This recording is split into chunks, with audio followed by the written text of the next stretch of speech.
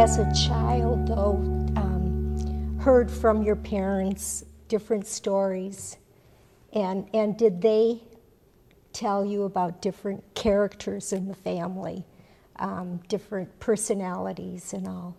The interesting thing about, this is my second book. In the first book, I heard far more family stories.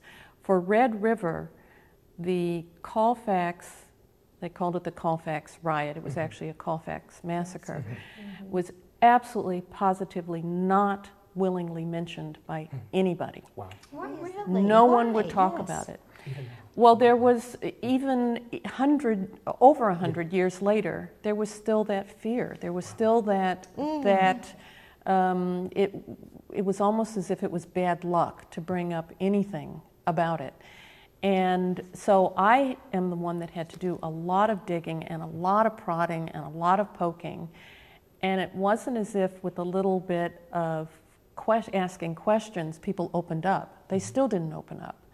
And it was only when I really tweaked that I finally got my Aunt Ellen to make the statement that triggered so much of this book, which is, there used to be a lot of McCullens around here, she said, but not so much anymore. They were in the courthouse. Our people were in the courthouse. Some got out and some didn't. And that statement was chilling. It was absolutely chilling because yeah. And so I wanted to recreate what that must have been like, because I know I had heard the stories, some of the stories that are in this book I had heard many times, and I had heard them almost word for word. No matter who you asked, same story came out. Noby almost dying in a buckboard wagon when he was small, and his later adventures at a gravel pit, and so I heard a lot of these stories that I relate, but some of them I hadn't heard much of anything about these men. But there was some